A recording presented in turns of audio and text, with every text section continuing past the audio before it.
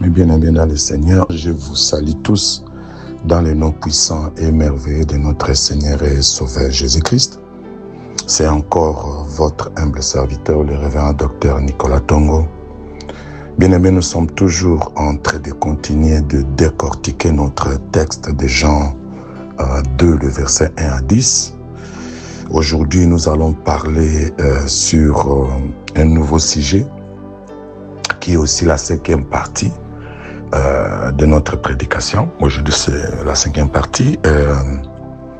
Nous allons parler aujourd'hui sur le thème « Le vin manquant ». La Bible dit ceci, pendant qu'ils étaient dans la fête, ils dansaient, ils buvaient, ils étaient dans la joie. Et arrivé un moment donné, il n'y avait plus de la boisson, donc il n'y avait plus du vin. Alors Marie était informée et Marie n'est pas allée déranger le marié. Mais Marie a eu une idée très géniale parce que normalement elle devait aller voir le marié. Ce sont eux qui ont organisé la fête. Quand il n'y a plus de vin, normalement elle doit aller frapper à la porte auprès des organisateurs, disons, de mariés. Mais Marie ne va pas aller demander la solution au mari, elle va aller demander la solution à Jésus-Christ. Marie va aller voir sa mère pour lui dire que non, et Marie va aller voir son fils pour dire à son fils que non, voilà, il n'y a plus de vin. Mais Jésus aussi était étonné, il dit, mais femme, qu'est-ce qu'il y a entre toi et moi? Moi aussi je suis devenu comme invité, mais qu'est-ce qui se passe maintenant?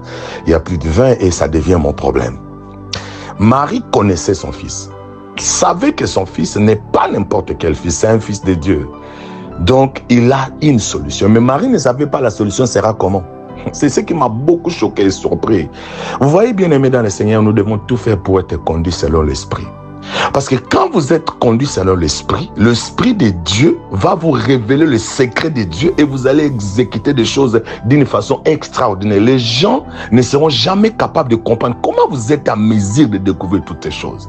J'aimerais ouvrir une petite parenthèse, ça ne concerne pas la prédication. Ça fait un jour, l'homme de Dieu, le serviteur de Dieu, Élisée, et il était avec son serviteur. La Bible dit qu'ils étaient entourés par des ennemis parce que des ennemis voulaient venir attaquer la ville et ils voulaient venir les saisir parce qu'ils savaient que c'est lui qui était comme le révélateur, quelqu'un qui donnait le secret pour ne pas permettre aux ennemis d'attaquer le pays. Alors, lorsqu'il était avec son fils a dit « Ah papa, mais regarde plein de chars tout autour de la montagne, mais nous sommes foutus. » Élisée lui a dit « Si tu savais ce qui nous entoure, tu ne devais pas dire ce que tu dis. » L'enfant voulait la main, il dit « Ok, père, ouvre ses yeux. » Tu vois? Donc, quelqu'un qui marchait dans une dimension spirituelle, comprend des choses spirituelles. Vous voyez, physiquement, il n'y a pas des anges, il n'y a personne. Mais Élisée pouvait voir ça dans le spirituel. Il savait que tout autour de nous, il y a autre chose. Voilà pourquoi moi j'aime les gens qui connaissent leur accord, leur amour avec Dieu, comment ils marchent avec le Saint-Esprit. Vous comprenez? Quand il fait une déclaration, des gens peuvent le trouver fou, malade, mais qu'est-ce que tu dis?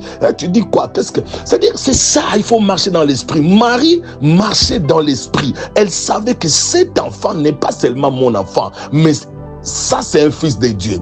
Il est capable de trouver la solution. Comment? Elle ne sait pas, mais elle va aller frapper à la porte de Jésus.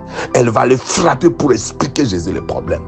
Et voilà, c'est ce que nous allons essayer de développer aujourd'hui. Le vin manquant. Le vin manquant, ça peut être, nous le prenons comme l'image. Vous voyez? Comme l'image d'une vie stagnante. Tu vois? Une vie stagnante, c'est-à-dire un état d'immobilité, d'absence de mouvement, ou de progrès, ou de développement. Vous voyez? Donc une situation qui s'arrête. Tu étais dans une situation de progrès, tu faisais des choses, à un moment donné, pouf, tout s'arrête. C'est ça l'image de vin manquant. Ils étaient dans la fête, ils dansaient, pouf, à un moment donné, tout s'est arrêté. Vous voyez? Donc, c'est ça la vie. Ça, c'est l'image aussi de notre vie. Dans notre vie, mon frère et ma soeur, tu peux jeûner, tu peux prier 180 jours. Je sais que la fin d'année, tout le monde a proclamé de bonnes choses pour la nouvelle année. Tout le monde veut voir des succès, veut voir l'exploit. Mais retenez ce que je vais vous dire. Que tu veuilles ou non, que tu pries ou pas, bien aimé dans le Seigneur, il y aura un moment donné, pendant l'année, tu vas vivre ce qu'on appelle le vin manquant, qui est l'image d'une vie de stagnation, un état d'immobilité, d'absence de mouvement, ou de progrès, ou de développement. Vous voyez? Donc, quelle que soit la prière que tu peux faire, au courant de l'année, bien-aimé, attends-toi, il y aura un moment donné où tu vas manquer l'argent. Il y aura un moment donné, tu auras un combat. Il y aura un moment donné, les choses ne marcheront pas comme il fallait. Il y aura un moment donné, tes business ne vont pas bien marcher. Il y aura un moment donné, même tu peux perdre le travail. Il y aura un moment donné, tu peux avoir des combats dans ton mariage. Il y aura un moment donné, ta santé peut dégrader. Attention, cela ne veut pas dire que Dieu t'a abandonné. Non. J'aimerais seulement te dire que cela fait partie de notre parcours de la vie.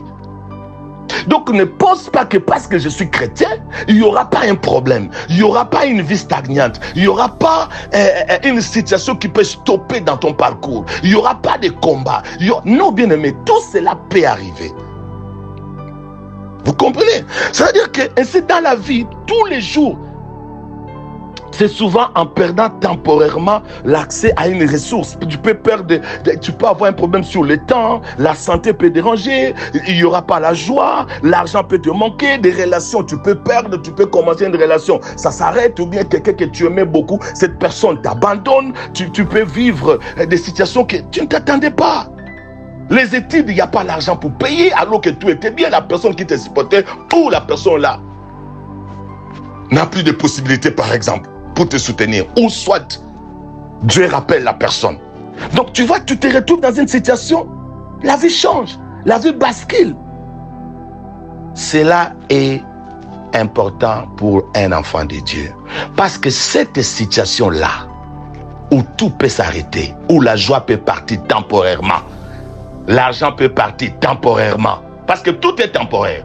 Temporairement, Dieu veut t'amener quelque part. Parce que le manque n'est pas seulement une fin. Il peut être le début d'une nouvelle chose. Parce qu'il nous pousse à avoir des ressources cachées en nous et autour de nous. C'est-à-dire quand Dieu permet cela, Dieu permet parce qu'il veut réveiller aussi ton intérieur. Il veut te faire voir qu'en toi, il y a quelque chose. En toi, tu peux aller loin. Souvenez-vous d'Élie. Élie était parti dans des torrents de gîtes quand il avait des combats avec Jézabel. Dieu le permet d'aller dans les torrents de gîtes. La Bible dit, les corbeaux venaient amener la nourriture pour Élie. Élie mangeait à tout moment. Mais à un moment donné, la Bible dit, l'eau était séchée. Les corbeaux ne venaient plus. C'est ça la vie d'un enfant de Dieu. Pourquoi? Or, Dieu voulait amener Élie dans une autre expérience. Il voulait amener Élie dans un autre endroit. Parce qu'il lui dira, quitte cet endroit où tu étais, va chez une veuve à Sarepta que j'ai préparée pour toi. Voilà. Donc Dieu peut arrêter une situation. Je sais que quand cela arrive dans nos vies, facilement nous commençons à crier, nous commençons à parler, nous commençons à pleurer, nous commençons à parler de n'importe quoi. Mais nous ne savons pas. Dieu fait cela souvent pour notre bonheur, pour notre bien. Voilà pourquoi un enfant de Dieu doit grandir spirituellement. Pour comprendre les temps difficiles n'est pas seulement dans un mauvais sens. Les temps difficiles peuvent venir dans notre parcours pour que Dieu puisse nous pousser à une nouvelle expérience. Disons une nouvelle chose, ou nous pousser à une nouvelle découverte. Alléluia.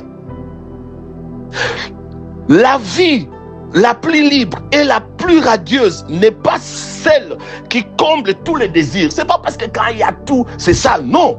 Mais c'est celle qui a appris à transformer tout manque à une occasion de se rapprocher de sa source infinie qui est notre Dieu. Ici, le vin manquant n'est pas que l'échec du festin. Non, ce n'était pas l'échec du festin. En regardant comme ça, les gens pourraient dire que c'est fini. Non, ce n'était pas l'échec du festin, mais l'invitation à découvrir la source dont le vin lui-même était ici. C'est quand on perd quelque chose ou une personne qu'on reconnaît la valeur de ses manques. L'enfant prodigue, lorsqu'il était dans la maison de son père, il trouvait que tout était normal. Lorsqu'il a demandé l'argent, il a demandé le bien, il est parti. La Bible dit là où il était parti, il a gaspillé tout. Et il est entré dans une vie difficile. Il y a eu maintenant le manque. Le vin s'est arrêté dans sa vie. Vous comprenez? Le vin s'est arrêté. Il y a eu le manque. Il n'avait plus rien, plus l'argent, rien. Il a commencé à travailler comme garde de pousson. Après ça aussi, il y a encore. La vie s'est stoppée encore. Même la nourriture des troupeaux, il y en a des poissons, il n'y en avait plus pour lui. Il se retrouve dans une situation catastrophique. Quelle était la solution? Maintenant, ce qui était caché en lui, l'esprit de prise de conscience. Parce qu'il avait perdu cette prise de conscience. Bien aimé, c'est pourquoi le succès, l'argent, des bonnes choses, quand vous n'êtes pas attaché à la source, souvent, ça détruit beaucoup de personnes. Tu vois, quelqu'un, quand il n'avait rien, il était une personne très douée, très polie, qui cherchait Dieu, qui priait à tout moment. Mais dès qu'il a des possibilités, dès que l'argent arrive, dès qu'il se marie, dès qu'il a l'élévation dans les lieux de travail, tu verras cette personne-là commence à se détacher de la source petit à petit. C'est ce qui s'est fait avec cet enfant. Dès qu'il a reçu l'argent, il s'est détaché de la source qui était son père. Et il s'est retrouvé maintenant que, la situation est grave. Je dois retourner auprès de mon père. Voilà. Donc cette situation où le vin s'est arrêté dans sa vie, où il a manqué maintenant l'argent, alléluia, le manque d'argent va pousser ce jeune homme à réfléchir, à prendre conscience. Il dit non. Revenir à lui-même, c'est ce que la Bible dit. C'est-à-dire, il va réfléchir au-dedans de lui. Il a compris que j'étais fautif. Il a compris que j'ai fait une erreur. Ce que j'ai fait, je ne devais pas le faire. En principe, je ne peux pas me détacher de ma source, qui était mon père. Je dois retourner. Voilà. Voilà comment le manque peut éduquer quelqu'un. Voilà comment cette vie d'arrêt, cette vie de carence, cette vie de manque, cette vie où le vin s'arrête peut changer la situation dans la vie de quelqu'un. C'est pourquoi, lorsque les épreuves arrivent dans nos vies, nous devons réfléchir, nous devons rester calmes, avoir le temps de méditer pour comprendre qu'est-ce que le Seigneur veut faire.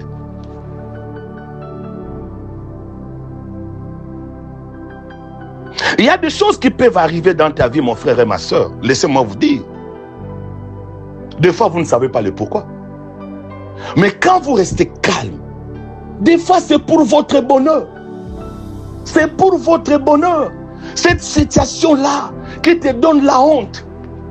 Je parle à quelqu'un qui a des difficultés pour concevoir. Je sais que ce n'est pas facile. Je sais que ça fait mal. Il n'y a pas quelque chose qui choque comme le problème de ne pas avoir des enfants. Mais bien aimé dans le Seigneur, la Bible me dit, c'est Dieu qui avait rendu Anna stérile. Ce n'est pas le démon. Dieu lui-même. Voilà pourquoi je dis aux gens, quand vous faites les combats spirituels sur tous les sujets, des fois vous risquez de combattre ce qui était votre propre bénédiction. Imaginez-vous si Anna commençait à combattre sa stérilité. Donc elle allait même combattre Dieu. Parce que c'est Dieu qui l'a rendu stérile. Tout combat n'est pas seulement le combat des diables. C'est un combat, c'est Dieu qui a préparé que le vin manque dans ta situation, qu'il y a un arrêt, que tu manques la joie, que tu manques l'argent, que tu manques cette ressource-là, que tu manques le temps, que tu sois à ce moment-là à l'hôpital. Dieu sait pourquoi il a fait ça. Et il le fait parce qu'il veut un mouvement dans ta vie. Il veut te pousser encore quelque part. Alléluia. Je suis en train de parler à quelqu'un. Marie a compris, le vin s'est arrêté. Marie a décidé d'aller frapper à la bonne porte. Souvent, lorsque le vin s'arrête dans nos vies, beaucoup partent frapper à la mauvaise porte.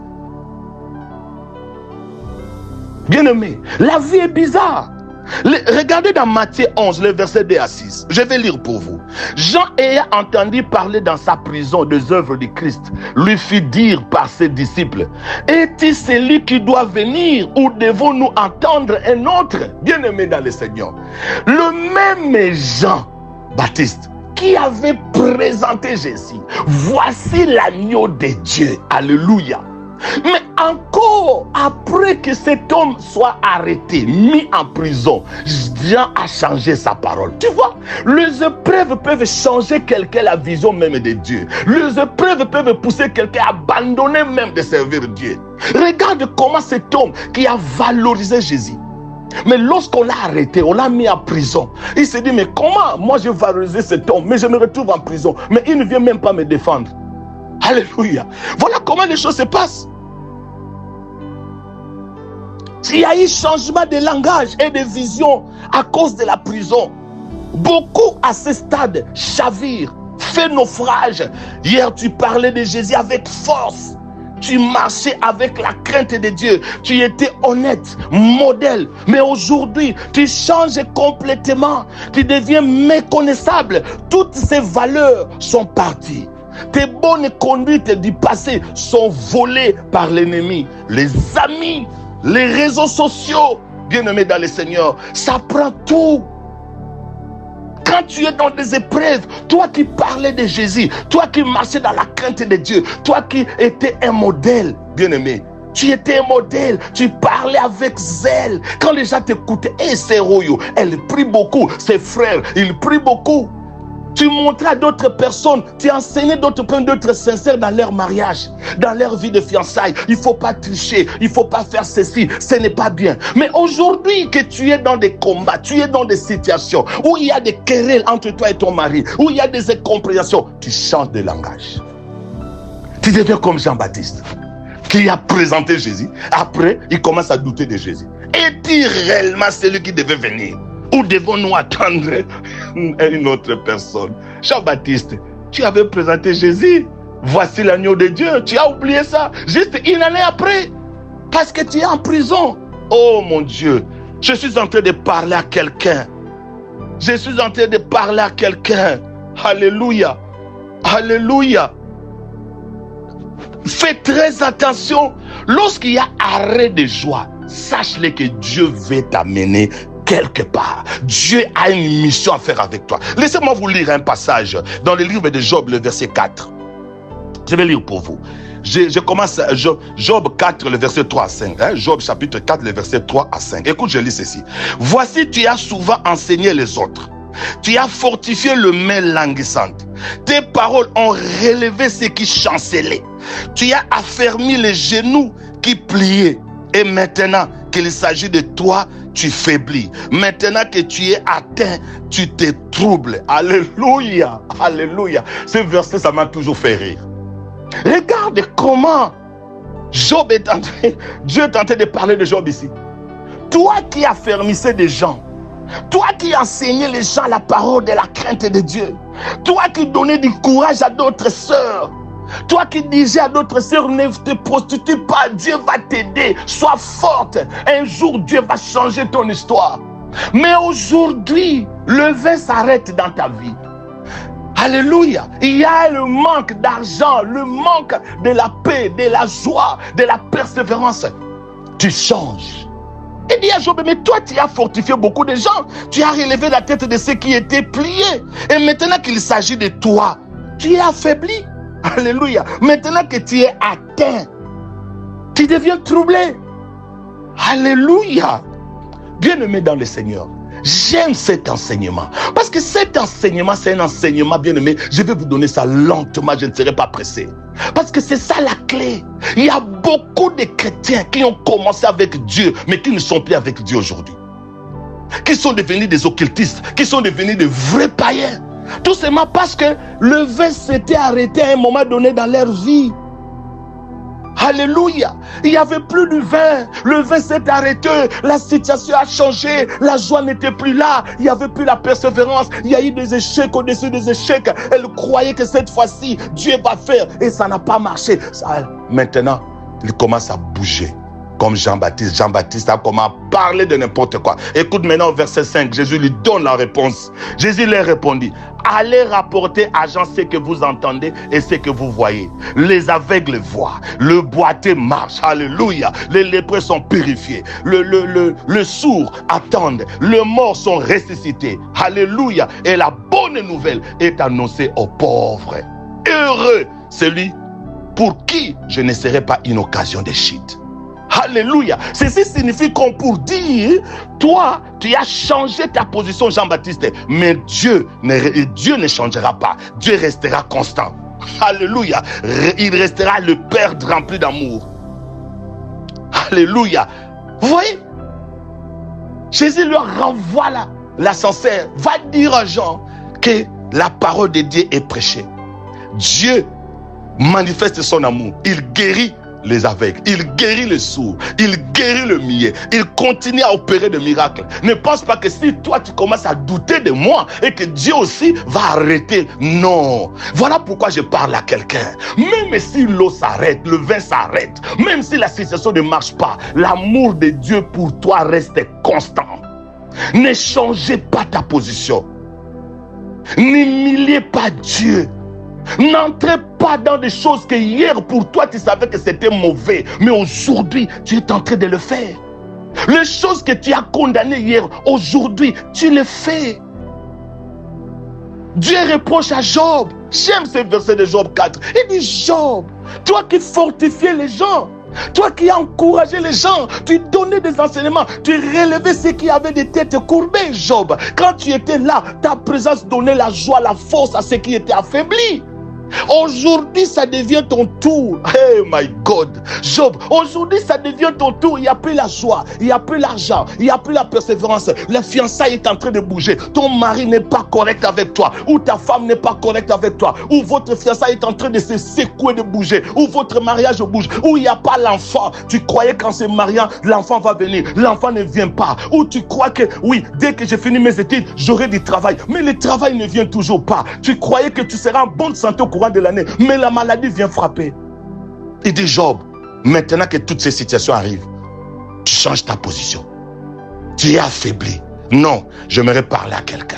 J'aimerais parler à quelqu'un. Bien-aimé, ce message est pour toi. Ne sois pas affaibli. Ne te fatigue pas. Je parle à une femme. Au moment où je prêche, tu es dans une position de découragement. Tu es dans une position où tu veux virer. Tu as changé tes bonnes habitudes, tes bonnes conduites. Tu as changé ta façon de parler. Tu commences à mélanger les paroles des gens de TikTok, les paroles des gens des réseaux sociaux. Bien-aimé, on ne sait plus tu es de quel côté.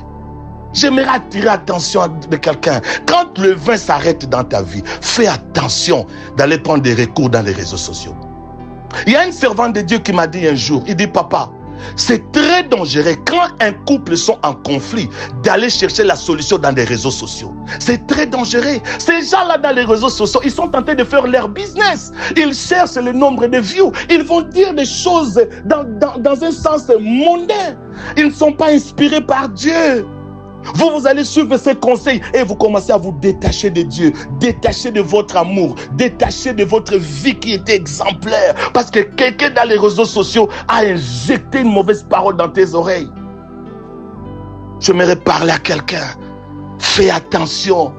Quand tu passes dans des moments de difficulté, quand la crise te frappe, ne pense pas nécessairement que c'est dans le mal. Dieu permet cela parce que Dieu veut te déplacer. Il a arrêté l'eau dans les torrents de Guérite pour déplacer Élie, que Élie puisse déplacer pour aller découvrir une autre expérience. Dieu est en train de faire ce que tu vis maintenant ou ce que tu as vécu l'année passée.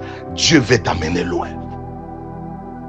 C'est pourquoi j'aime toujours dire à certaines personnes, tu vois, certaines personnes, il y a la répétition des échecs. Tu vois, il y a des sœurs où dans sa vie, un homme vient, il part. Un homme vient, il part. Un homme vient, il part.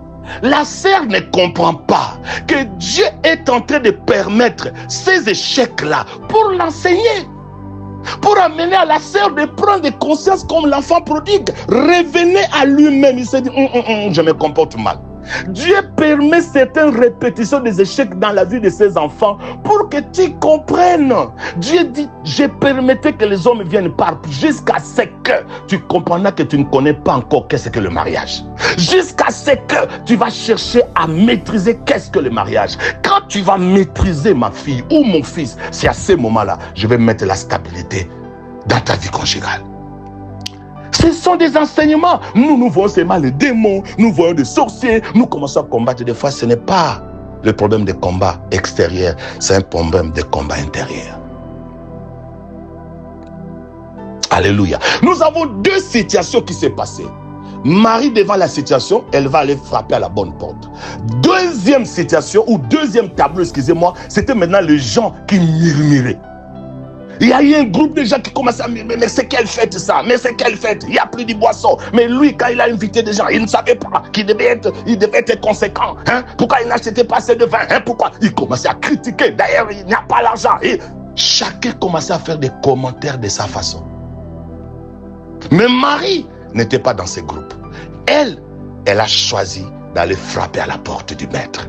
Laissez-moi te dire, il y a deux possibilités, deux tableaux. Lorsque nous sommes confrontés à cette situation où le vin peut manquer dans ta vie. Vous savez, le vin qui peut manquer, c'est l'image. Je suis en train de vous parler de vivre une situation stagnante. Une situation où il n'y a pas l'argent, il n'y a pas la joie, il n'y a pas du progrès. Tu étais bien, tout s'est arrêté. Tu marchais bien, tout s'est arrêté. La santé était bien, tout commence à se transformer. Tu étais dans la paix dans ton mariage. Il y a maintenant des combats. Bien-aimés.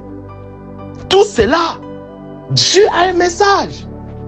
Il veut que tu partes frapper à la bonne porte. Tu ne peux pas t'associer avec les gens de murmure.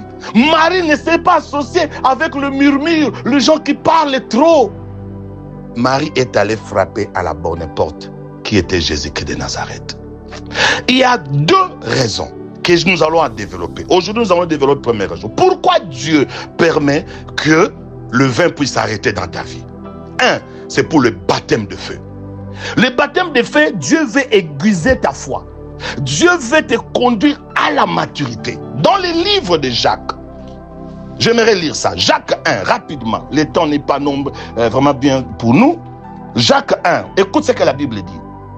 Le verset 2. Mes frères, regardez comme un sujet de joie complète de diverses épreuves auxquelles vous pouvez être exposés, sachant que l'épreuve de votre foi produit la patience. Mais il faut que la patience accomplisse parfaitement son œuvre, afin que vous soyez parfaits et complets sans faillir à rien. Trouvez comme un sujet de joie des différentes épreuves qui vous arrivent. Voilà ce que la Bible dit. Donc quand le vin s'arrête, c'est un sujet de joie. Quand il y a un manquant, c'est un sujet de joie. Quand il n'y a pas la joie, il n'y a pas l'argent, il n'y a pas une situation, c'est un sujet de joie. Pourquoi? Parce que Dieu veut faire quelque chose dans ta vie. Il veut tailler ta foi. Il veut te conduire dans la maturité. Ce problème-là va t'amener à la maturité. Ce problème-là va transformer ta foi. Alléluia. Car quand nous manquons, le manque c'est comme un enseignant. Et c'est comme aussi un conducteur révélateur. Alléluia. C'est comme un enseignant. Quand vous manquez, cette situation-là veut vous enseigner, veut vous amener à comprendre des choses à une autre dimension. Je suis en train de parler à quelqu'un. Dieu veut que tu passes par le baptême de feu. Pourquoi? Ce n'est pas que parce qu'il t'a abandonné, non. Parce qu'il ne veut plus de toi, non.